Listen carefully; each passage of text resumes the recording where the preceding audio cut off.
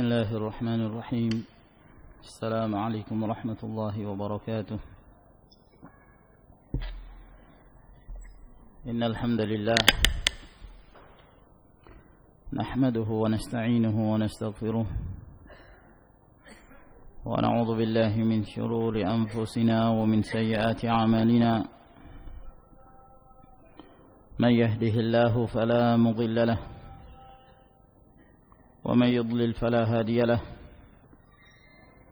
وأشهد أن لا إله إلا الله وحده لا شريك له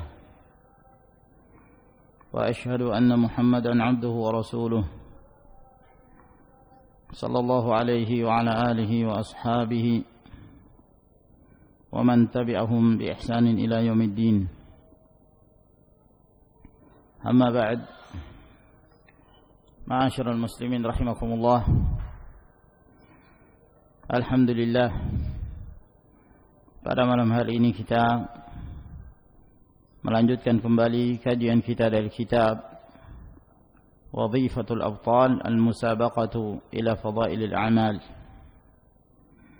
karya Fadilatul Syekh Abu Nasr Muhammad bin Abdullah Al-Imam hafizahullah ta'ala. Dan pada pertemuan yang terakhir kita telah sampai kepada pembahasan tentang al-mutaba'ah, bahwa al-mutaba'ah mengikuti petunjuk dan bimbingan Rasulullah sallallahu alaihi wasallam terbagi menjadi dua bahagian. Ada mutaba'atun khassah, mengikuti Rasulullah alaihi salatu wassalam secara khusus, yakni dalam ibadah-ibadah tertentu, dalam pelaksanaan salat, berpuasa, manasik haji, atau ibadah-ibadah yang lainnya, di mana seorang muslim mencontoh Rasulullah sallallahu alaihi wasallam baik dalam hal mengamalkan rukun-rukunnya, syarat-syaratnya, wajib-wajibnya, atau amalan-amalan yang disunnahkan.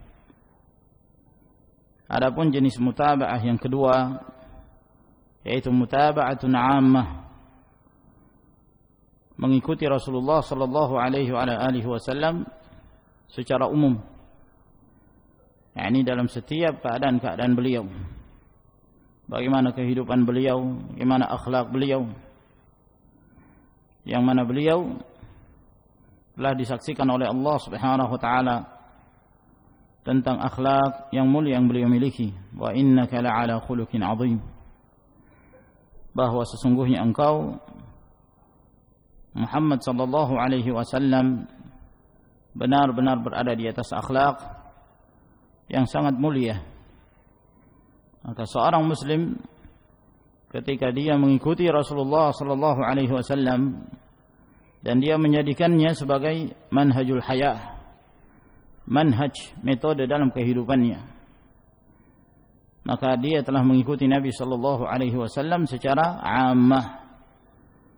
Dan ini yang dijelaskan oleh Allah Subhanahu wa taala dalam firman-Nya, "Qul in kuntum tuhibbunallaha fattabi'uni yuhibbukumullah wa yaghfir lakum dhunubakum wallahu ghafurur rahim." Apabila kalian benar-benar cinta kepada Allah Subhanahu wa taala, maka syaratnya adalah mengikuti Rasulullah alaihi salatu wassalam. Apabila kalian mengikuti Rasulullah, maka Allah Subhanahu wa taala akan mencintai kalian dan mengampuni dosa-dosa kalian, dan Allah Jalla wa Ala Maha Pengampun lagi Maha Kasih Sayang. Kita lanjutkan kembali ke poin yang berikutnya. Berkata Fadilatul Syekh Muhammad bin Abdullah Al-Imam hafizahullah ta'ala, al-aslu fi fadailil a'mali al-israru wal aslu fil wajibati al-idhar. Asal hukum dalam mengamalkan amalan-amalan yang utama, fadailul amal, amalan-amalan yang utama, dianjurkan diamalkan dalam bentuk israr, dirahasiakan, disembunyikan, tidak dinampakkan di hadapan yang lainnya. Adapun asal dalam mengerjakan kewajiban-kewajiban adalah al-izhar, menampakkan. Sebab itu adalah merupakan syiar min sya'airillah, di antara syiar-syiar Allah Subhanahu wa taala. Maka pada poin ini beliau hendak menjelaskan bahwa terjadi perbedaan hukum dalam hal al-izhar wal israr, menampakkan satu amalan atau disembunyikannya satu amalan. Dalam hal amalan-amalan tersebut ada yang wajib, ada pula yang sifatnya mustahabbat dari fadailul a'mal. Yang wajib, yang diwajibkan oleh Allah Subhanahu wa taala dan Rasulnya. Dan yang mustahabbat yaitu amalan-amalan sunnah yang merupakan tambahan dari kewajiban. Yang apabila seorang semakin banyak dia mengamalkan amalan-amalan mustahabbat, maka semakin mulia kedudukannya di sisi Allah Subhanahu wa taala. Maka beliau mengatakan bahwa kedua jenis amalan ini berbeda dalam hal menampakkan atau menyembunyikannya.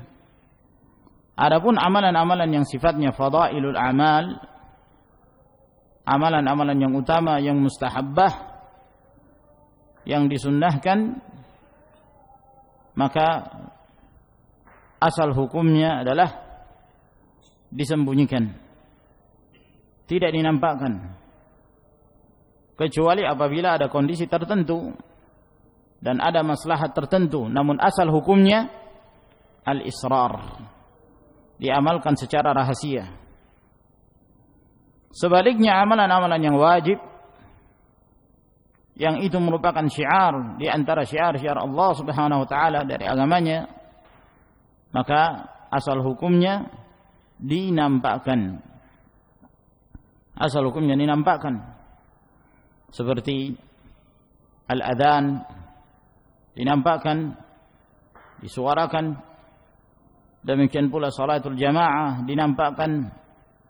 Demikian pula ibadah-ibadah yang lainnya yang merupakan syiar min sya'airillah, dari syiar-syiar agama Allah Subhanahu wa taala. Manasik haji, demikian pula berkurban, salat di musalla, di lapangan, salatul Id dan yang lainnya. Maka asal hukumnya ditampakkan untuk menjelaskan kepada umat apa-apa yang diwajibkan oleh Allah Subhanahu wa taala kepada mereka.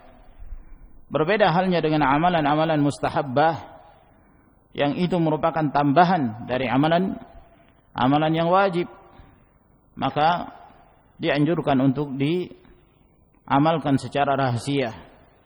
Bukan berarti tidak diperbolehkan diamalkan secara terang-terangan, namun mengamalkannya secara rahasia lebih mendekati ketakwaan dan lebih menjaga diri kita dari perbuatan riya, sum'ah. Maka ini yang hendak beliau jelaskan pada poin ini. Kata beliau hafizahullah taala an Zaid bin Thabit radhiyallahu anhu qala Rasulullah sallallahu alaihi wa ala alihi wasallam. Dari Zaid bin Thabit radhiyallahu taala anhu, beliau berkata, telah bersabda Rasulullah sallallahu alaihi wa ala alihi wasallam, afdhalus salati salatul mar'i fi baitihi illa al-maktubah. Semulia-mulia salat adalah salat seseorang dikerjakan di rumahnya kecuali salat yang wajib. Rawahul Bukhari wa Muslim. Hadis ini diriwayatkan oleh Al-Bukhari, demikian pula Imam Muslim. Perhatikan di dalam hadis Nabi sallallahu alaihi wasallam ini, di mana Rasulullah alaihi salatu wasallam membedakan hukum antara salat yang wajib dan salat sunnah. Adapun salat wajib, maka asal hukumnya dikerjakan di masjid. dikerjakan di masjid. Wa aqimus salata wa atuz zakah warka'u ma'ar raki'in. Tegakkanlah salat, tunaikanlah zakat, dan rukuklah kalian bersama dengan orang-orang yang rukuk, yakni salatlah kalian bersama dengan kaum muslimin di masjid-masjid mereka. Dan telah datang hadis-hadis yang datang dari Nabi sallallahu alaihi wasallam yang menunjukkan wajibnya bagi seorang muslim dari kaum lelaki yang tidak memiliki uzur untuk menegakkan salatul jamaah di masjid. Dan mengerjakan salatul jamaah di masjid menunjukkan izhar, ditampakkannya amalan. Ditampakkannya amalan. Bahkan Nabi sallallahu alaihi wasallam beliau pernah bertekad untuk membakar, mendatangi rumah orang-orang yang meninggalkan salatul jamaah lalu hendak membakar rumah-rumah mereka. Maka ini semua menunjukkan bahwa salatul jamaah yang merupakan kewajiban bagi kaum muslimin diamalkan secara izhar, dinampakkan. Berbeda halnya dengan amalan sunnah. Kata beliau, afdhalus salat fi baitihi. Afdalu salatil mar'i fi baitihi. Seutama-utama salat yang dikerjakan oleh seorang di rumahnya, yaitu salat sunnah. Memperbanyak salat-salat sunnah, qiyamul lail, salatul duha, dan salat-salat yang lainnya. Asal hukumnya dikerjakan di rumah. Sebab mengerjakan ibadah di rumah tentu lebih astar, lebih tersembunyi, dan lebih menjauhkan seorang dari sifat riya. Nabi sallallahu alaihi wasallam mengatakan, ayuhan nas afshus salam wasilul arham wa at'imut ta'am wa sallu bil laili wan nasu niyam tadkhulul jannah bisalam. Wahai sekalian manusia, hendaknya kalian menebarkan salam dan sambunglah silaturahim, berilah makan dan salatlah di waktu malam ketika manusia dalam keadaan tidur. Kalian akan masuk ke dalam jannah dengan keselamatan. Perhatikan di dalam hadis Nabi sallallahu alaihi wasallam ini, salat qiyamul lail dalam keadaan manusia tertidur, ya, dalam artian yang demikian lebih mendekatkan diri seorang kepada takwa Allah ketika tidak ada yang melihatnya, ketika tidak ada yang menyaksikannya. Nah, berbeda halnya kalau amalan tersebut diperlihatkan pada orang lain. Dikhawatirkan terkadang ada di antara amalan-amalan tersebut yang dicampuri dengan niat riya, dicampuri dengan niat yang dikhawatirkan akan merusak keikhlasan seorang muslim. Wa an Abi Hurairah radhiyallahu taala anhu qala qala Rasulullah sallallahu alaihi wa alihi wasallam. Dan dari Abu Hurairah radhiyallahu taala anhu, beliau berkata, telah bersabda Rasulullah sallallahu alaihi wasallam, sab'atun yudhilluhumullah fi dhillihi yawma la dhilla illa dhilluh. Ada 7 kelompok di mana Allah Subhanahu wa taala akan memberikan naungan kepada mereka pada hari kiamat, di bawah naungannya di saat tidak ada naungan kecuali naungan Allah Subhanahu wa taala pada yaumul qiyamah itu. Setelah itu Nabi sallallahu alaihi wasallam menyebutkan ke-7 golongan tersebut, dan di antaranya kata beliau, wa rajulun tasaddaqa bi sadaqatin fa akhfaha hatta la ta'lama shimaluhu ma tunfiqu yaminuhu. Dan seseorang yang bersedekah dengan sedekah lalu dia sembunyikan sedekahnya itu. Lalu dia menyembunyikan sedekahnya sehingga tangan kirinya tidak mengetahui apa yang diinfakkan oleh tangan kanannya. Maksudnya menunjukkan bahwa dia betul-betul merahasiakan apa yang dia sedekahkan, apa yang dia infakkan di jalan Allah Subhanahu wa taala. Hadis ini diriwayatkan oleh Bukhari dan Muslim.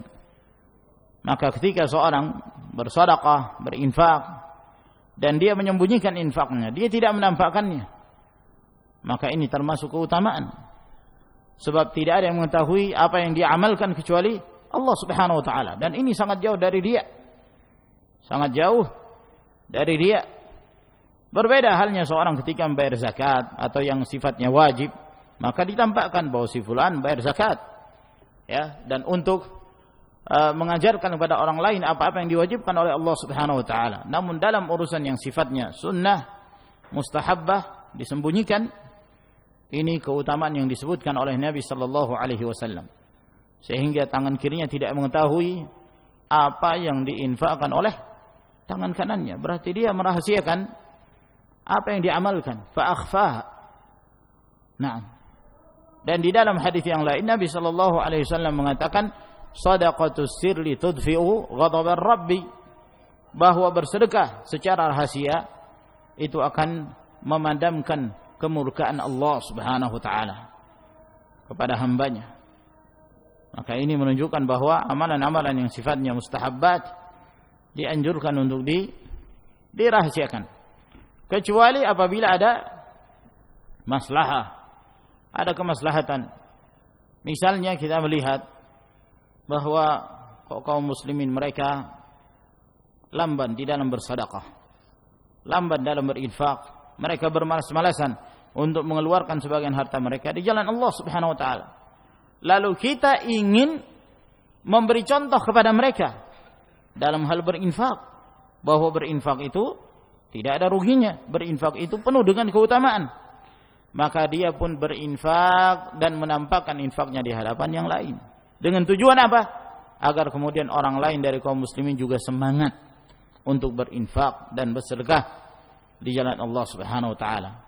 Terlebih ketika seorang tersebut orang dipandang oleh masyarakat. Ketika orang yang berinfak, mereka melihat, Masya Allah, si fulan saja berinfak.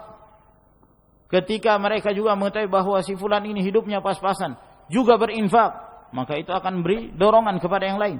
Masa si fulan ini bersedekah? Padahal kalau dilihat dari sisi ekonominya lebih rendah daripada saya. Saya punya ini, punya itu, punya ini, punya itu. Kenapa kok saya tidak berinfak, tidak bersedekah? Maka itu menimbulkan semangat kepada yang lain, sehingga apa yang kita contohkan, apa yang kita nampakkan pada saat kita bersedekah akan dicontoh oleh yang lainnya. Ini termasuk di antara bentuk sunnah hasanah yang dianjurkan, yang disebutkan oleh Nabi sallallahu alaihi wasallam, man sanna sunnatan hasanatan falahu ajruha wa ajru man amila biha ila yaumil qiyamah min ghairi ay yanqusa min ujurihim syai'. Barang siapa yang melakukan sunnah hasanah, yang memberi contoh dengan contoh yang baik, maka dia mendapatkan pahala dan pahala orang-orang yang mengamalkannya sampai hari kiamat tanpa mengurangi pahala mereka sedikit pun. Tanpa mengurangi pahala orang yang mengamalkannya. Dia hanya sekedar memberi contoh, membimbing kepada kebaikan, maka dia pun mendapatkan pahala. Dan Nabi SAW mengatakan, man dalla ala khairin kafa'ilih. Barang siapa yang membimbing seorang untuk melakukan suatu kebaikan, maka dia sama seperti mengamalkannya. Dan hadis-hadis yang lain yang menunjukkan bahwa apabila ada kemaslahatan untuk menampakkan suatu amalan yang baik, ya, menimbulkan kemaslahatan, maka tidak mengapa ditampakkan dengan tujuan-tujuan tersebut seperti sunnah hasanah. Dan tentang sunnah hasanah yang disebutkan oleh Nabi sallallahu alaihi wasallam ini juga berkenaan tentang masalah sedekah. Setelah sahabat tersebut bersedekah dalam jumlah yang banyak, maka para sahabat pun yang lainnya mereka berlomba-lomba untuk bersedekah dan berinfak di jalan Allah Subhanahu wa taala. Wa qad kana as-salafu yahrisun, dan para ulama salaf mereka semangat, bal wa yajtahiduna fi ikhfa'i a'malin nawafil ma amkan, bahkan mereka bersungguh-sungguh untuk menyembunyikan amalan-amalan sunnah mereka semampunya, tidak dinampakkan. Ya, begitulah keadaan para ulama salaf. Hadis-hadis telah kita ketahui tadi, dan masih banyak lagi hadis-hadis yang lain yang menunjukkan keutamaan seorang menyembunyikan amalan-amalan yang sifatnya fadailul a'mal. Termasuk yang disebutkan oleh Nabi sallallahu alaihi wasallam ketika Rasulullah alaihi wasallam menyebutkan 7 golongan yang Allah Subhanahu wa taala beri naungan kepada mereka pada hari kiamat, di saat tidak ada naungan kecuali naungan Allah. Di antara 7 golongan itu Nabi sallallahu alaihi wasallam mengatakan, wa rajulan dzakarallaha khaliyan fafadat 'ainah. Seseorang yang berzikir kepada Allah Subhanahu wa taala dalam keadaan berkhalwat, bersepi-sepi, yang tidak ada yang melihatnya. maka mengalir air matanya. Dia menangis karena takut kepada Allah. Tangisan karena Allah Subhanahu wa taala. Al-buka'u min khasyatillah. Maka ini keutamaan, ya. Beda antara seorang yang menangis dalam kesendiriannya, tidak seorang pun yang melihat, dengan seorang yang menangis di depan kamera. Semakin di syuting, semakin ada yang menyorotnya, maka semakin bertambah air matanya. Ini tangisan palsu yang seperti ini. Ini mutabaki, orang berpura-pura menangis. Ya, kalau masalah tangisan, artis pun pandai menangis. Nah, dan bukan ini yang dianjurkan, ma'asyiral rahimakumullah. Seorang menangis dalam kesendirian, dia mengingat dosa-dosanya. Naam, maka yang seperti ini, ma'asyiral rahimakumullah, merupakan keutamaan. Dan para ulama salaf demikian. Dalam urusan amal-amal yang dianjurkan, dalam urusan amalan yang sifatnya fadhalul amal, mereka sembunyikan.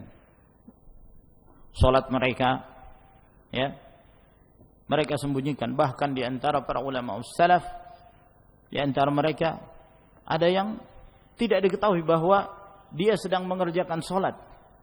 Hanya saja tetangganya sering melihat kalau di malam hari itu di rumah tetangganya itu kok ada tiang yang berdiri, tapi keesokan harinya tidak terlihat. Nah, padahal tiang yang dimaksud di situ adalah seorang yang sedang beribadah di malam hari. Dia menyembunyikan amalannya. Nah, di antara para ulama salaf ada yang tidak ingin menampakkan tangisannya. Ya. Sehingga kalau dia menangis, terpaksa dia dikalahkan oleh perasaannya. Akhirnya dia menangis. Dia mengatakan, "Masyadda zukam." Aduh, ini pilek ini, sedang flu. Nah, dia tidak ingin menampakkan ini bahwa dia menangis, mungkin karena membaca firman Allah Subhanahu wa taala atau membaca hadis-hadis Nabi sallallahu alaihi wasallam yang menggugah hatinya. Nah, ini semua dan masih banyak lagi. Apabila seorang membaca syiar, biografi para ulama salaf, maka dia akan melihat bahwa para ulama mereka adalah orang-orang yang bersungguh-sungguh untuk menyembunyikan amalan-amalan saleh yang mereka kerjakan. Wa sardu aqwalihim fi dzalika yaqul, dan menyebutkan ucapan-ucapan mereka dalam hal ini itu terlalu panjang kalau ingin disebutkan, kata beliau. Wa hadza dalilun ala 'azimi fiqhihim fid din, dan ini menunjukkan atas besarnya dan luasnya pemahaman mereka di dalam agama Allah Subhanahu wa taala. Li'annahum yuriduna bidzalika kathratal ujuri wa 'azimah. Disebabkan karena mereka menghendaki dari cara mereka beramal tersebut untuk mendapatkan pahala yang lebih besar, yang lebih banyak di sisi Allah Subhanahu wa taala. Wal bu'da 'anir riya'i was sum'ah, dan mereka ingin menjauhkan diri dari sifat-sifat riya, sifat-sifat sum'ah, ingin dilihat oleh orang lain, ingin mendapatkan pujian oleh orang lain, ingin didengarkan oleh orang lain, bangga kalau ada orang-orang yang mendengarkannya. Wal musana'ati lil makhluk, dan berpura-pura di hadapan makhluk seakan-akan dia orang yang khusyuk, padahal tidak demikian keadaannya.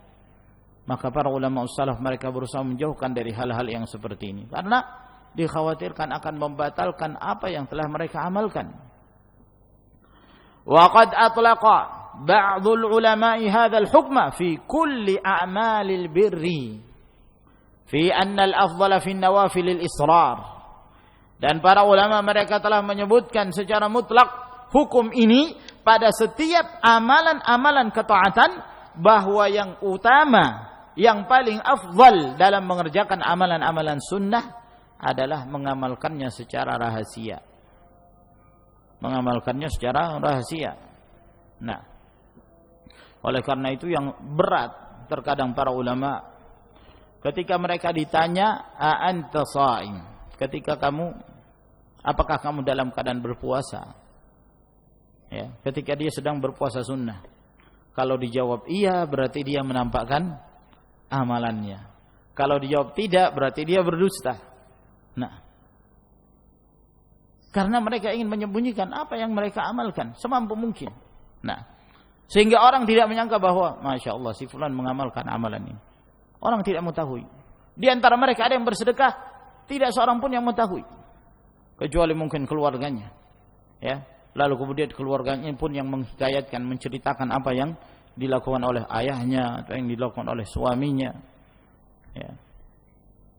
Ini ma'asyarul ikhwah rahimakumullah. Wa minhum al-Qadhi Iyad wal Qurtubi wan Nawawi wa ghairuhum. Di antara mereka al-Qadhi Iyad, al-Qurtubi, an-Nawawi dan selain mereka menyebutkan secara mutlak bahwa yang paling utama dalam mengerjakan amalan-amalan sunnah adalah al-israr, menyembunyikan amalan, mengamalkannya secara rahasia. Qultu, lalu aku berkata, yakni Asy-Syaikh Muhammad Al-Imam hafizahullahu taala, wa qad rakhasa jam'un min ahli al-ilmi fi idhari ma yahtaju ilaihi min fadail al-a'mal idza iqtadat al-maslahatu dzalik wa huwa sadidun. Dan ada sekelompok dari kalangan para ulama, mereka membolehkan untuk menampakkan apa yang dibutuhkan dari amalan-amalan yang sifatnya fadhailul amal apabila ada maslahat yang menghendaki hal tersebut. Dan pengecualian ini benar. Ya, penyebutan rukhsah ini benar. Dalam artian seperti yang kita sebutkan tadi, kadang-kadang ada amalan yang sifatnya sunnah kita nampakkan dengan tujuan-tujuan tertentu. Namun hati-hati, ya. Namun hendaknya seorang kemudian berhati-hati. Naam, jangan sampai kemudian seorang terjatuh ke dalam penyakit riya. Ke dalam penyakit riya. Sebab apa? Terkadang seseorang meninggalkan satu amalan juga dibangun di atas penyakit riya ini. Waliyadzubillah. Makanya riya ini sangat sulit sekali untuk diobati. Kita tidak bisa menjamin, ma'asyarul rahimakumullah, ketika kita mengamalkan satu amalan lalu kita menjamin amalan ini murni ikhlas 24 karat. Tidak ada jaminan. Ya. Bahkan setengahnya kita tidak bisa menjamin, ma'asyarul rahimakumullah.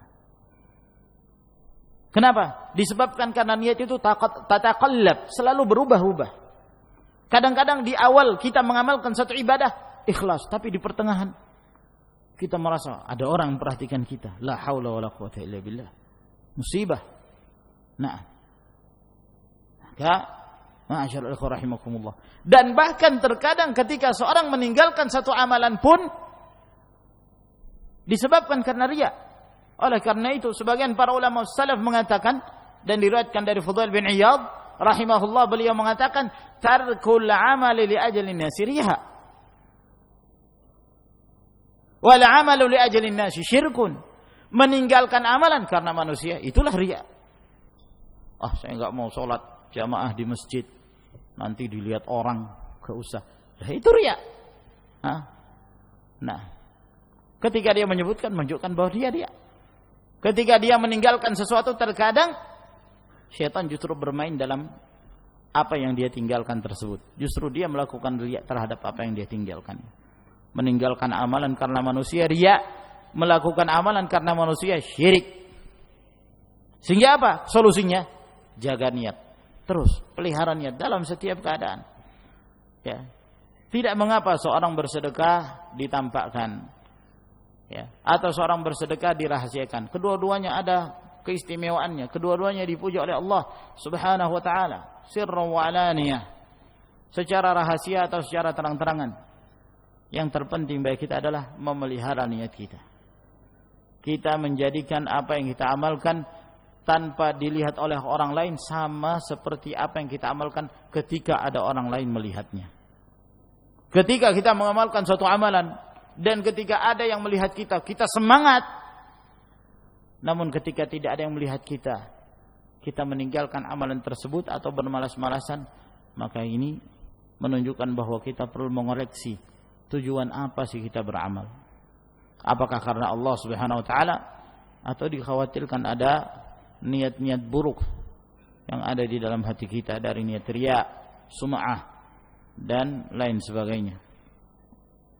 Kemudian kata beliau hafizahullahu taala al-faslu tsani, pasal yang kedua. Al-musabaqatu ila umumil a'mali qawlan wa 'amalan makanan wa zamanan wa kaifiyatan. Berlomba-lomba untuk mengamalkan amalan-amalan secara umum. Apa saja dari amal saleh. Baik itu ucapan atau perbuatan, tempatnya, waktunya dan tata caranya. Pada pasal ini beliau hendak menjelaskan bahwa secara umum amal saleh kita dianjurkan untuk berlomba-lomba, untuk bersegera mengamalkannya. Jangan kita menganggap rendah ada satu perbuatan amal saleh yang kita hendak lakukan lalu kemudian kita tinggalkan karena menganggap amalan itu terlalu ringan. Jangan. Boleh jadi dengan amalan yang kita lakukan tersebut justru yang menyebabkan masukkan kita ke dalam surga. Oleh karenanya Nabi sallallahu alaihi wasallam mengatakan la tahqiranna minal ma'rufi syai'an. Jangan engkau menganggap ringan, menganggap rendah satu pun dari amal kebaikan. Walau antalqa akhaka biwajhin talib. Meskipun engkau harus bertemu dengan saudaramu dengan wajah yang berseri-seri. Jangan engkau bakhil terhadap satu amalan kebaikan. Yang kita menganggap wah, menyingkirkan duri di jalanan ini kan cabang keimanan terendah. Yang paling rendah. Saya pengen yang lebih tinggilah dari itu. Apa saja yang memungkinkan bagi kita untuk kita amalkan, kita berusaha. Yang rendah, yang tinggi, insyaallah semuanya ya akan bernilai di sisi Allah Subhanahu wa taala apabila dia mengamalkannya dengan ikhlas. Dan ingat seperti yang kita sebutkan kemarin, yang dikatakan oleh Abdullah bin Mubarak, terkadang ada satu amalan yang kecil dia menjadi besar dan menjadi banyak nilainya di sisi Allah Subhanahu wa taala karena niatnya. Dan terkadang ada satu amalan yang besar namun menjadi kecil nilainya di sisi Allah Subhanahu wa taala disebabkan karena niatnya. Lalu kata beliau, hafizahullah taala, dinul Islami yusrun walakinnahu tamassuk. Agama Islam ini mudah. Namun yang diinginkan dalam mengamalkan Islam adalah komitmen. Berpegang teguh dengan Islam itu. Agama Islam ini mudah, memang betul. Allah Subhanahu wa taala tidak menghendaki dari hamba-hambanya kesulitan dalam mengamalkan syariat-syariat dan hukumnya. Namun ingat, bukan berarti kalau dikatakan mudah lalu kemudian seorang tidak komitmen dengan Islam. Jangan salah faham. Jangan disangka bahwa yang dimaksud mudahnya Islam itu bahwa Islam itu enggak punya aturan. Ya. Apa saja yang diinginkan oleh hamba terserah. Ya. Misalnya ada seorang dia berjabatan tangan dengan wanita yang bukan mahramnya. Lalu kemudian ada yang menegur, "Enggak boleh ini, akhi, ini haram.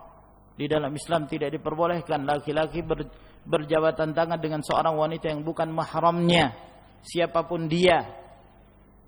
Apa yang dia katakan? Wah, jangan terlalu keras, Islam ini kan mudah. Nah, ini keliru dalam menempatkan pernyataan bahwa Islam itu mudah. Betul bahwa Islam itu mudah. Maksudnya apa Islam itu mudah? Mudah untuk diamalkan. Allah Subhanahu wa taala tidak membebani hamba-hambanya terhadap satu beban kecuali apa yang mereka mampu untuk mereka amalkan. Alhamdulillah, Allah Subhanahu wa taala mewajibkan kepada hamba-hambanya dalam sehari semalam salat 5 waktu. Bukan 100 kali dalam sehari semalam. Bukan salat 100 waktu atau salat 50 waktu, salat 5 waktu sehari semalam. Dan Allah Subhanahu wa taala mengetahui bahwa hambanya mampu melakukan itu. Nah, Allah Maha mengetahui. Allah Subhanahu wa taala telah mewajibkan kepada hamba-hambanya berpuasa di bulan Ramadan. Hanya di bulan Ramadan. Dan itu mudah untuk diamalkan oleh hamba-hambanya. Bukanlah suatu hal yang mereka tidak mampu mengamalkannya. Ya. Allah tidak merintahkan mereka berpuasa setiap hari. Nah, ini ma'asyiral rahimakumullah adalah merupakan bentuk-bentuk kemudahan. Salat ada aturannya, harus salat dalam keadaan berdiri. Tidak mampu, ya salat duduk. Allah tidak memaksa seorang untuk salat berdiri kalau memang dia merasa kesulitan. Salat duduk, tidak mampu, salat dalam keadaan berbaring. Seorang kesulitan berpuasa di siang hari Ramadan karena sakit, maka diqadha, diganti di hari yang lainnya, dan demikian seterusnya. Agama ini mudah. Akan tetapi kata beliau, yang harus diperhatikan dalam Islam ini adalah komitmen tamassuk. Ya, tidak bermudah-mudahan di dalam agama. Agama Islam ini mudah, namun bukan berarti kita memudah-mudahkan suatu amalan. Qala ta'ala ba'da an farada shiyam Ramadan. Allah Subhanahu wa taala berfirman setelah Allah mewajibkan puasa Ramadan bagi hamba-hambanya. Allah mengatakan yuridullahu bikumul yusra wa la yuridu bikumul usra. Allah Subhanahu wa taala menghendaki bagi kalian kemudahan dan Allah tidak menghendaki dari kalian kesulitan. Kemudahan. Setelah Allah menyebutkan wajibnya berpuasa Ramadan, lalu kemudian Allah Subhanahu wa taala menyebutkan bahwa orang yang sakit atau orang yang dalam keadaan musafir, apabila mereka tidak berpuasa, maka mereka boleh menggantinya di hari yang lain. Mengqadha, dan Allah menghendaki bagi kalian kemudahan. Wa an Abi Hurairah radhiyallahu anhu qala qala Rasulullah sallallahu alaihi wasallam, dan dari hadis Abu Hurairah radhiyallahu taala beliau berkata, telah bersabda Rasulullah sallallahu alaihi wasallam, "Innad dina yusrun wa la yushaddad dina ahadun illa ghalabah." Sesungguhnya agama ini mudah. Sesungguhnya agama ini mudah, agama ini lapang. Tidak ada kesulitan dalam mengamalkan agama Allah Subhanahu wa taala. Dan tidaklah seseorang menyulit-nyulitkan dirinya dalam mengamalkan apa yang ada dalam agama ini, melainkan agama itu akan mengalahkannya. Dia sendiri akan menyerah. Ya, dia ingin menyulit-nyulitkan dirinya, maka dia akan terkalahkan. Dan dia tidak akan mampu melakukan itu. Nah, suatu saat dia akan tinggalkan.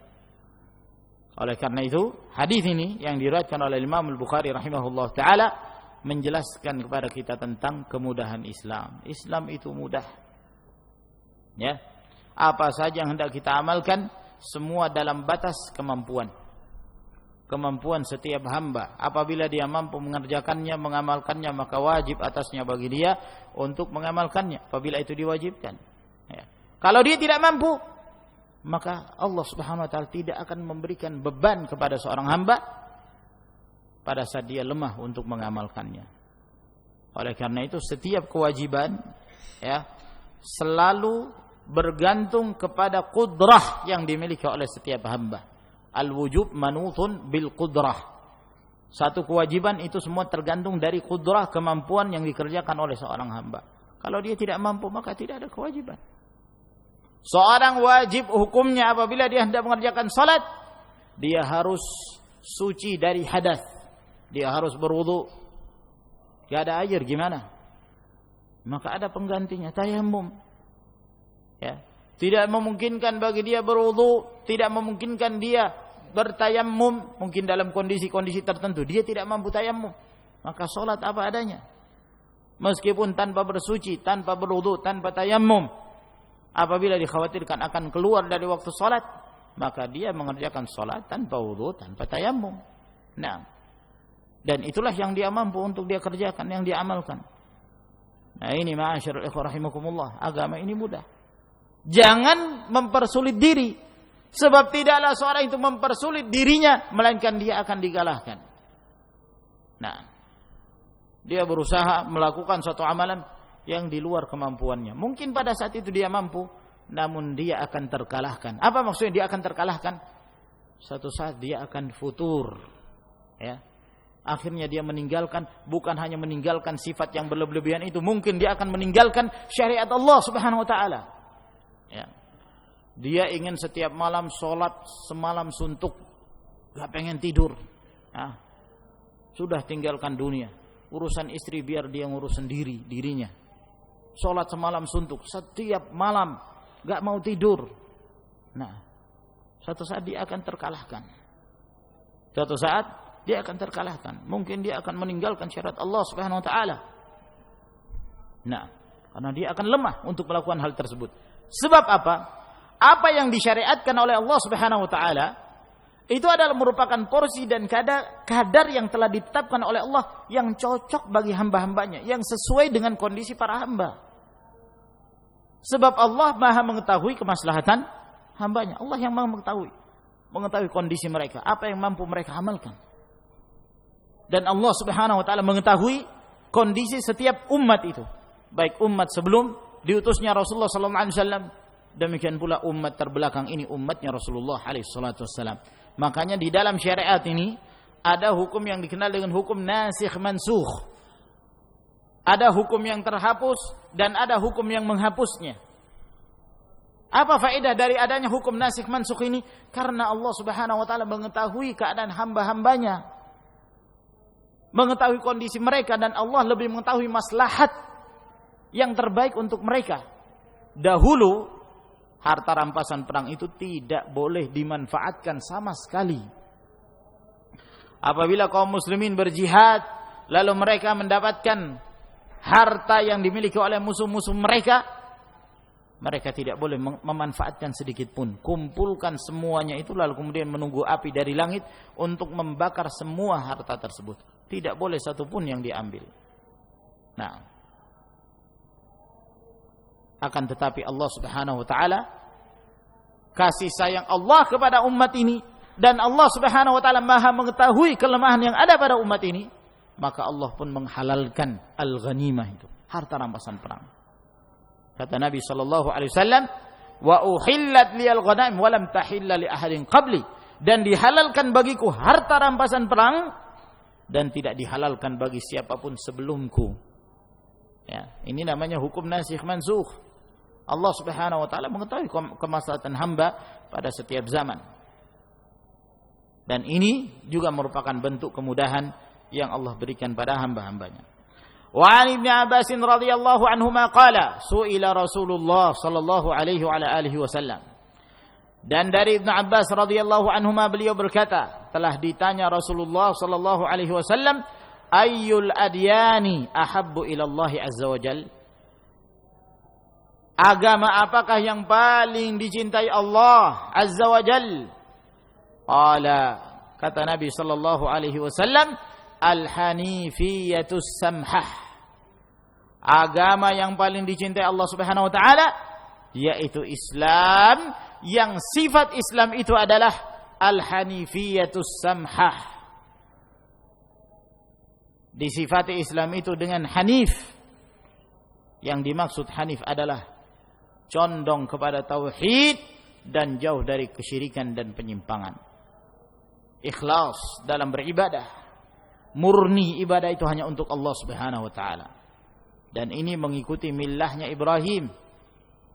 Wattabi'u millata Ibrahim hanifa wa ma kana minal musyrikin. Hendaknya kalian mengikuti millah Ibrahim. Gimana ciri-ciri millah Ibrahim itu? Hanifan. Millah Ibrahim adalah millah yang dibangun di atas tauhid dan jauh dari kesyirikan. Dan Ibrahim bukanlah termasuk di antara orang-orang musyrik. Sifat yang kedua, as-samhah. Agama ini lapang. Ya. Allah Subhanahu wa taala memberikan kelapangan, keleluasaan dan kemudahan bagi hamba-hambanya untuk mengamalkan Islam. Sehingga sangat memungkinkan bagi mereka untuk mengamalkan Islam itu secara kafah, karena semua apa yang ditetapkan oleh Allah Subhanahu wa taala dalam batas kemampuan hamba-hambanya.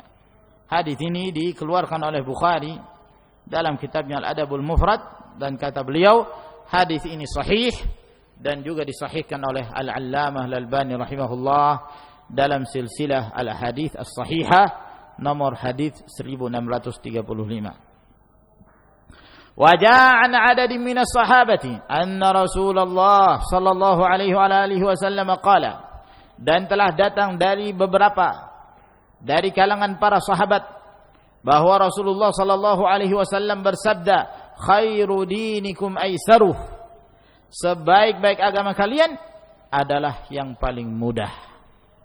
Yang paling mudah, tidak menyulitkan.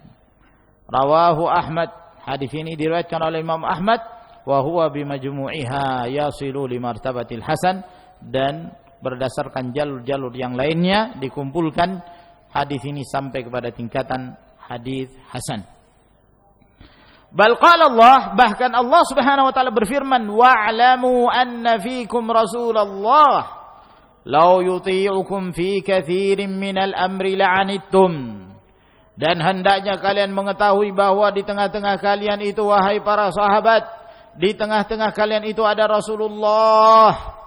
Kalaulah Nabi sallallahu alaihi wasallam menuruti apa saja yang kalian inginkan dalam sekian banyak perkara, niscaya kalian akan kesulitan untuk mengamalkannya. Jadi Nabi sallallahu alaihi wasallam itu memiliki sifat al-mushfiq ala ummati, kasih sayang kepada umatnya. Azizun alaihi ma anittum harisun alaikum bil mu'minina raufur rahim. Ini sifat Nabi sallallahu alaihi wasallam. Rasulullah merasa berat apabila umatnya melakukan sesuatu yang menyulitkan mereka. Dan Rasulullah sallallahu alaihi wasallam sangat bersemangat untuk membimbing umatnya. Dan terhadap kaum mukminin, sifat Nabi sallallahu alaihi wasallam raufun rahim. Pengasih, penyayang kepada umatnya. Itulah Nabi sallallahu alaihi wasallam. Dan di antara bentuk kasih sayang Rasulullah sallallahu alaihi wasallam kepada umatnya, di mana Rasulullah alaihi salatu wasallam tidak menghendaki umatnya ini melakukan hal-hal yang memberatkan mereka. Oleh karena itu, perhatikan apa yang telah diajarkan oleh Nabi sallallahu alaihi wasallam pada umat ini. Kana Nabi sallallahu alaihi wasallam idza khuyyira baina amrayni ikhtara aysarahuma ma lam yakun ithman. Fa idza kana ithman kana ab'ada an-nasi anhu. Kata Nabi sallallahu alaihi kata salah seorang sahabat yang meriwayatkan hadis yang diriwayatkan oleh Imam Al-Bukhari dalam Al-Adabul Mufrad, kata beliau bahwa Rasulullah sallallahu alaihi wasallam apabila diberi dua pilihan yang kedua-duanya boleh, beliau memilih mana yang paling mudah, yang paling ringan, selama itu bukan perbuatan dosa. Adapun kalau itu merupakan perbuatan dosa, maka beliau sangat jauh dari melakukan hal tersebut. Ketika ada salah seorang imam ketika memimpin kaum muslimin dalam mengerjakan salatul jamaah, dia memanjangkan salatnya sehingga para jamaah merasa kesulitan, maka Nabi sallallahu alaihi wasallam marah kepada sebagian sahabatnya. Sampai beliau mengatakan, "Inna minkum munaffirin, fa ayyukum amman nasa falyujiz. Fa inna min waraikum al-kabira wal-dha'ifa wa dzal hajah." Sesungguhnya di antara kalian ada yang membuat orang itu lari dari Islam, lari dari hukum-hukum Allah Subhanahu wa taala. Siapa di antara kalian yang menjadi imam, yang memimpin kaum muslimin dalam salat jamaah, hendaknya dia mengerjakannya dengan ringan. Di belakang kalian ada orang sudah tua, ada orang yang punya kebutuhan, ya. Ada orang yang sedang sakit dan yang semisalnya. Nah, bahkan beliau pernah marah kepada Mu'adz bin Jabal karena terlalu memanjangkan salatul isya ketika memimpin jamaahnya, sampai beliau mengatakan, "Afattanun anta ya Mu'adz, afattanun anta ya Mu'adz, apakah engkau menjadi juru fitnah wahai Mu'adz?" Naam, pengingkaran. Kenapa? Memberatkan umatnya. Ketika ada dua sahabat yang hendak melakukan safar, Nabi sallallahu alaihi wasallam ingatkan, "Yassira wa la tu'assira wa basyira wa la tunaffira." Beri kemudahan kepada umat, jangan kalian beri kesulitan kepada mereka. Sampaikan kabar gembira, jangan membuat orang itu lari. Nah, dan masih banyak lagi nas-nas yang lainnya yang menunjukkan bahwa Islam ini penuh dengan kemudahan. Bahwa Nabi sallallahu alaihi wasallam merasa berat apabila umat ini melakukan sesuatu yang memberatkan mereka. Nabi sallallahu alaihi wasallam tidak membolehkan umatnya berpuasa wisal. Yang dimaksud puasa wisal menyambung puasa hari ini dengan puasa yang berikutnya, tanpa berbuka puasa, tanpa makan di malam hari, tanpa makan sahur. Nabi sallallahu alaihi wasallam melarang. Akan tetapi Rasulullah alaihi wasallam melakukannya. Ketika beliau melakukan, para sahabat ini kan semangat untuk mengikuti Nabi sallallahu alaihi wasallam. Ketika mereka melihat Nabi sallallahu alaihi wasallam berpuasa wisal, mereka juga mengikuti Nabi sallallahu alaihi wasallam. Maka Rasulullah melarang mereka. Kata beliau, "Inni lastu kahayatikum." Saya ini tidak sama seperti kalian. Saya dibolehkan berpuasa wisal, kalian tidak diperbolehkan. Kenapa? Kata Nabi sallallahu alaihi wasallam, "Innallaha at'amani wa saqani." Karena Allah yang memberi makan dan memberi minum kepadaku. Kalian tidak demikian keadaannya, kondisinya. Keimanan kalian tidak sama dengan keimanannya Rasulullah sallallahu alaihi wasallam. Nah, Beliau tidak menghendaki. Karena berpuasa wisal bagi umatnya adalah satu hal yang menyulitkan. Ya. Bahkan Nabi SAW mengatakan, فَإِذَا أَرَادَ أَحْدُكُمْ يُوَاصِلْ فَلْيُوَاصِلْ إِلَى السَّحَرِ. Kalau memang terpaksa di antara kalian ada yang ingin berpuasa wisal, puasa wisalnya harus sampai sahur saja. Tidak boleh menyambung ke hari yang berikutnya. Nah, para sahabat memang semangat untuk mengikuti Nabi sallallahu alaihi wasallam. Kalau kita dikasih keringanan kan, ya alhamdulillah.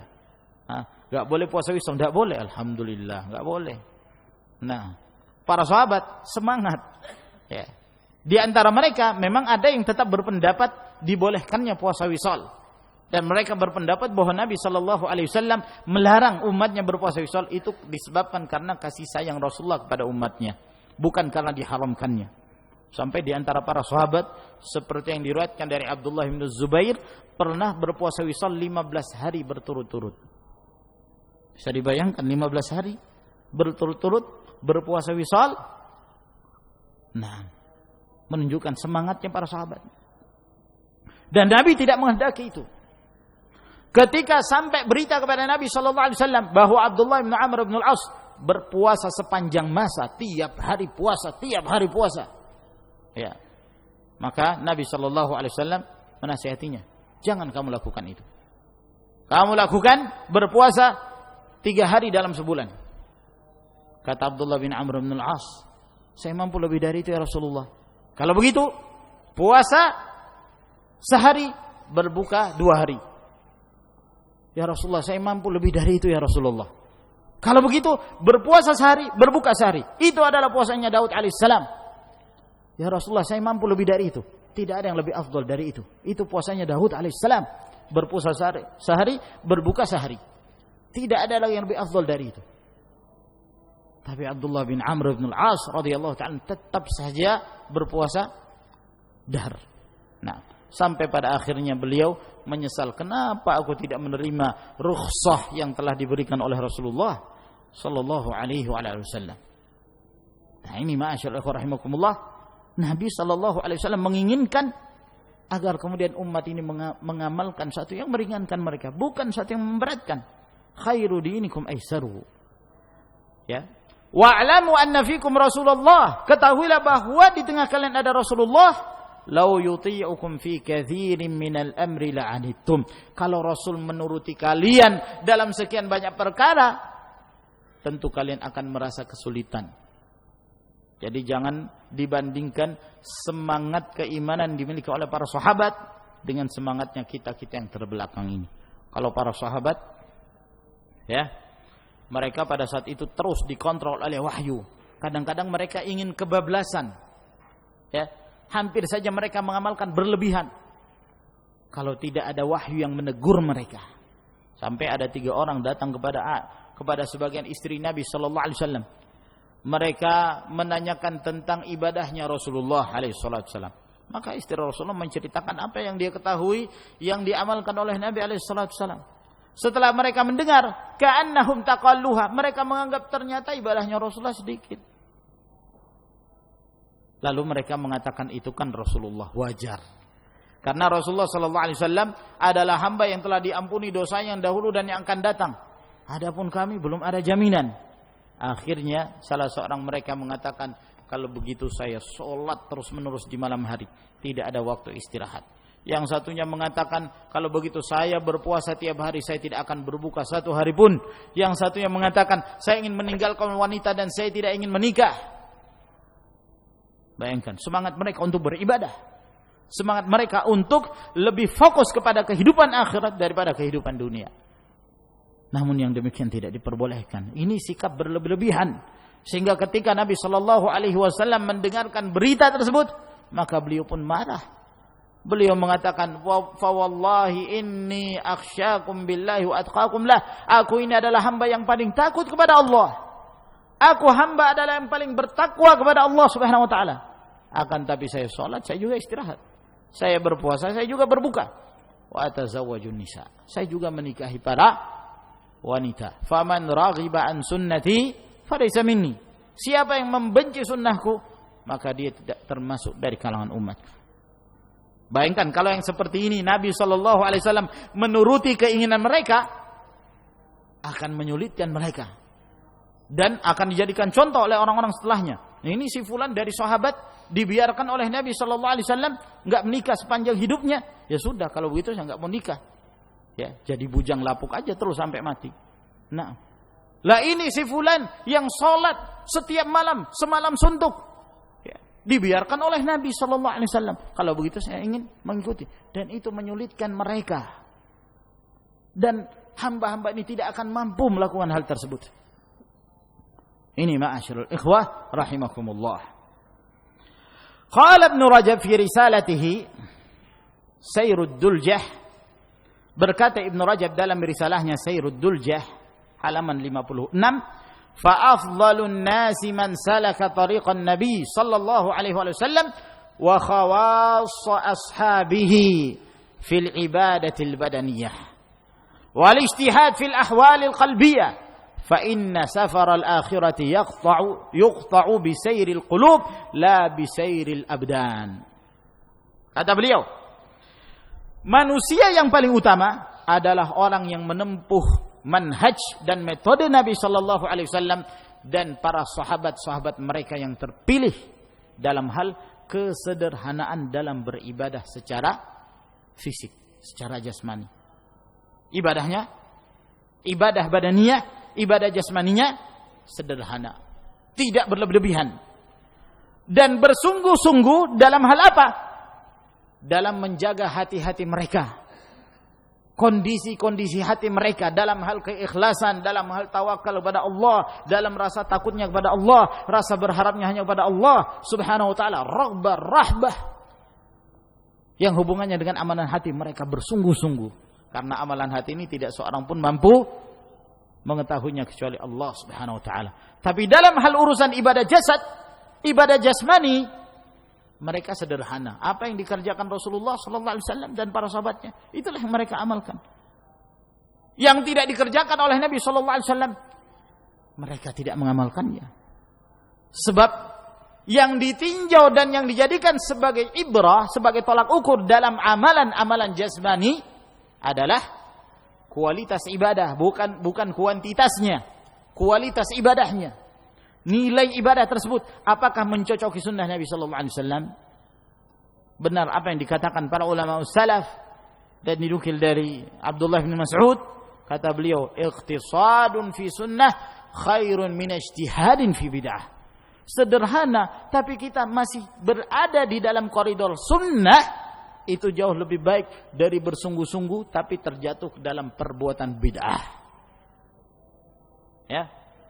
Kita setelah sholat, naam, ya sederhana, baca zikir, tasbih 33 kali, tahmid 33 kali, takbir 33 kali, dilanjutkan hitungan 100 dengan la ilaha illallah wahdahu la syarikalah lahul mulku wa lahul hamdu wa huwa ala kulli syai'in qadir. Cukup. Ya.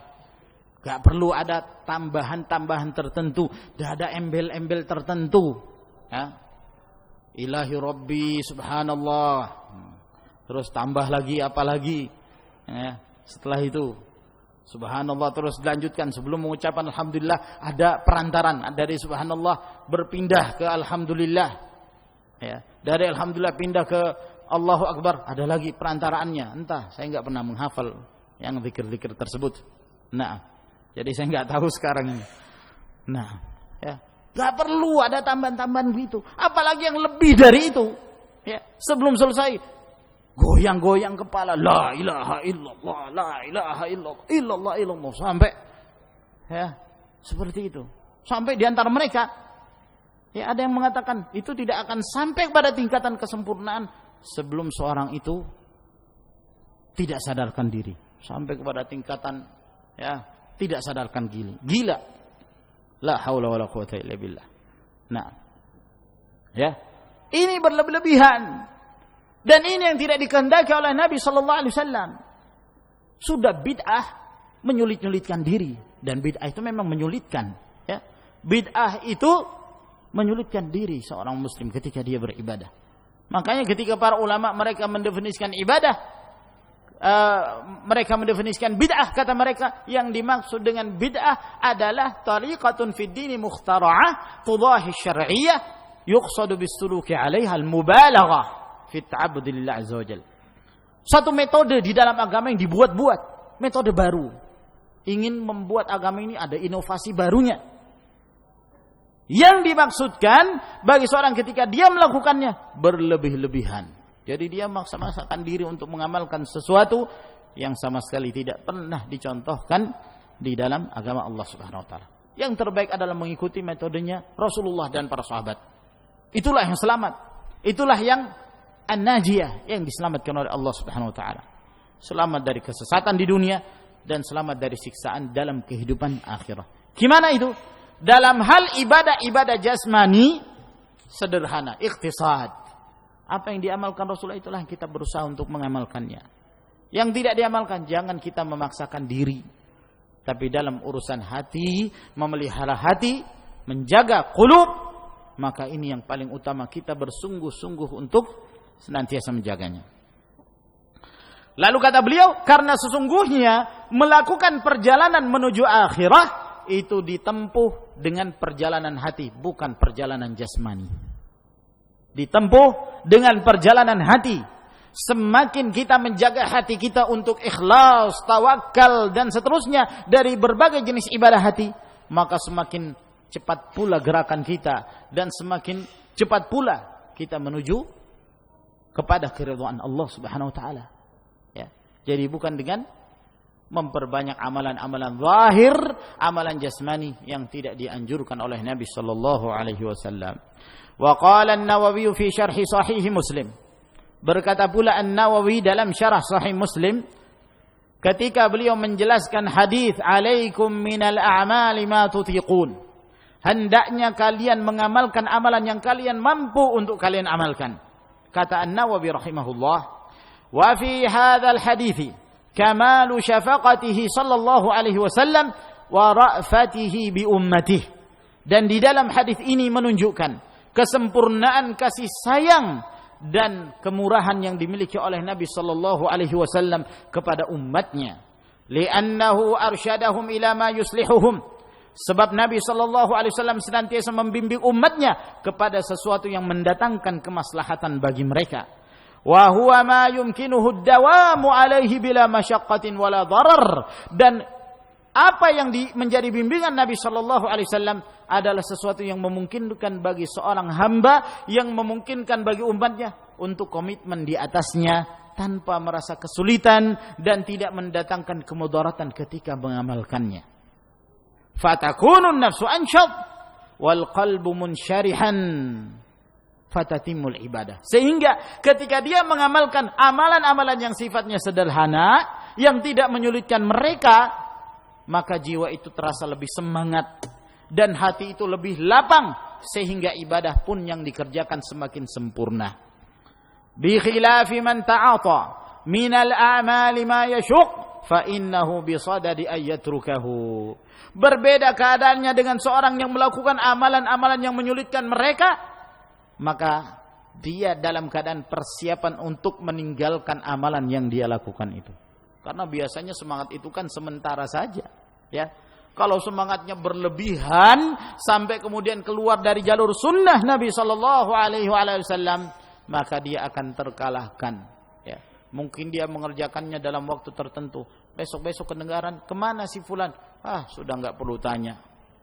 Ya, entah kemana dia. Dhai' mai'. Sudah terlantar. Yang dulu rajin beribadah, yang dulu Masya Allah setiap malam dia menghidupkan malamnya dengan ibadah sampai hitam jidatnya, sekarang sholat jamaah pun tidak pernah kelihatan. Wallahu a'lam, apakah dia mengerjakan sholat 5 waktu di rumahnya?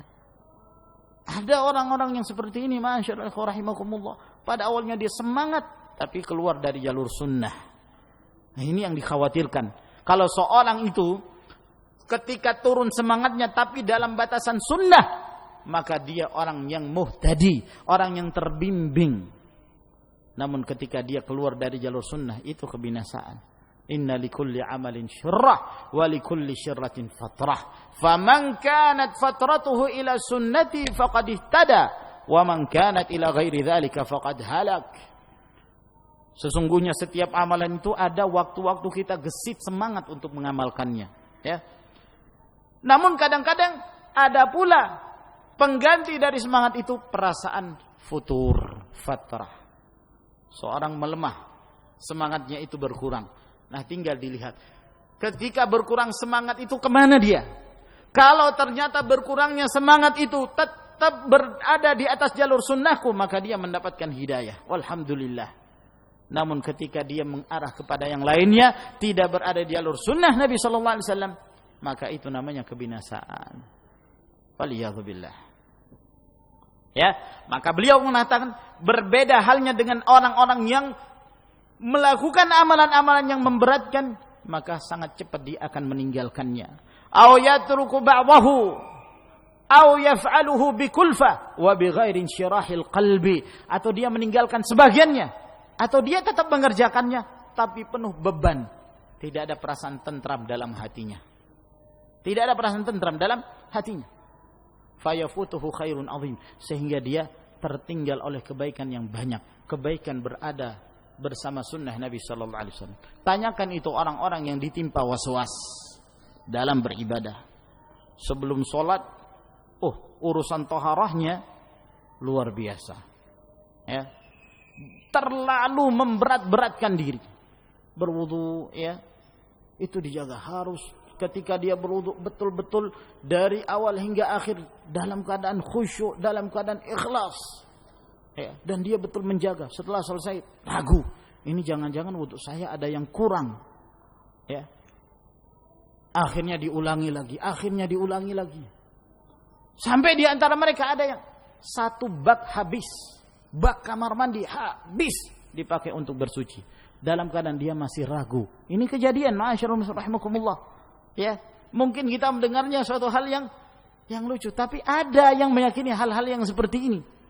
Nah, dalam keadaan dia belum yakin apakah bersucinya ini benar atau tidak. Apakah bersucinya sudah betul. Ya. Lalu dibangun di atas hal tersebut, keraguan itu, ragunya lagi ketika dia beribadah. Ya, kalau bersucinya saya sudah ragu, gimana dia akan meyakini ibadahnya akan diterima? Nah, tambah ibadah, waduh lebih sulit lagi. Mau takbir aja sulit. Imamnya sudah ruku, sudah sujud, dia masih ngurusi masalah takbir. Allahu Akbar, barnya itu harus disesuaikan. Nah, dengan hatinya, entah gimana cara mereka beribadah. Nah, sampai di antara mereka ada yang beribadah mau mengerjakan sholat isya sampai mendekati waktu subuh dalam keadaan dia belum mengatakan bahwa ibadah sholat isyanya itu sah. Nah, sampai istrinya sedih melihat suaminya itu. Ini jangan-jangan suami saya sudah gila. Padahal dia dosen. Tapi ditimpa was-was. Akhirnya menyulitkan kan? Dan orang yang seperti ini tidak lama dia akan meninggalkan syariat Allah Subhanahu wa taala karena menganggap agama itu sulit sekali. Padahal tidak demikian, ma'asyiral ikhwah rahimakumullah. Wa kaunud dini yusra la ya'ni annahu hazal. Dan keadaan agama itu dikatakan mudah bukan berarti bahwa agama itu permainan. Bal huwa jiddun. Namun agama ini adalah kesungguhan. Wa laysa bitahattukin bal huwa azmun wa sidqun wa ikhlas wa laysa bidha'f. Bal huwa quwwah. Agama ini bukanlah dengan cara merusak kehormatan agama, namun agama ini adalah kesungguhan, tekad yang kuat, kejujuran dan keikhlasan. Agama ini bukan kelemahan, namun agama ini adalah kekuatan. Walaysa bin hiyarin bal thabat. Dan agama ini bukanlah membuat seorang itu hancur, akan tetapi membuat seorang itu kokoh di atas agama. Qala ta'ala, Allah Subhanahu wa ta'ala berfirman, wajahidu fillahi haqqa jihadi huwa jitabakum wa ma ja'ala alaikum fid dini min haraj. Dan bersungguh-sungguhlah kalian di dalam agama Allah, berjihadlah kalian karena Allah dengan sebenar-benarnya jihad. Dialah yang memilih kalian dan Allah tidak menghendaki kesempitan atas kalian di dalam mengamalkan agama Allah Subhanahu wa taala. Fabayyana Allahu anna al-jihad fihi haqqal jihadi laisa minal haraji fil Islam. Maka Allah Subhanahu wa taala menjelaskan bahwa berjihad dengan sebenar-benarnya berjihad itu bukanlah suatu yang menyempitkan seorang dalam berislam, bal huwal wajibu ala kulli muslim hasaba qudratihi wastita'atihi, bahkan itu merupakan yang wajib atas setiap muslim sesuai dengan kemampuan dan kesanggupannya. Ya. Jadi ketika diperintahkan berjihad, tetap dia harus berjihad. Nah, dan itu bukan menyulitkan, sebab masing-masing dalam batas kemampuannya. Kalau dia mampu dengan fisiknya, maka dia berjihad dengan fisik. Dia tidak mampu dengan fisik, tapi dia mampu dari sisi materi, maka dia berjihad dari sisi materi. Nah, dia tidak mampu dari sisi materi, dia tidak mampu dari sisi fisik, dia bisa berjihad dari sisi-sisi yang lain. Apakah dengan mengajarkan ilmu kepada yang lainnya, atau memberikan manfaat-manfaat yang lain. Nah, dengan niat dan kesungguhan untuk tetap berjihad di jalan Allah Subhanahu wa taala. Maka ini ma'asyiral ikhwah rahimakumullah yang kita jelaskan pada pertemuan kita di malam hari ini. Semoga Allah Subhanahu wa taala memberi tambahan ilmu kepada kita sekalian dan memberikan pemahaman yang benar dan ilmu yang bermanfaat dan memudahkan bagi kita untuk bersungguh-sungguh dalam mendekatkan diri kepada Allah Subhanahu wa taala. Wallahu taala a'lam bissawab. وآخر دعوانا الحمد لله رب العالمين والسلام عليكم ورحمة الله وبركاته.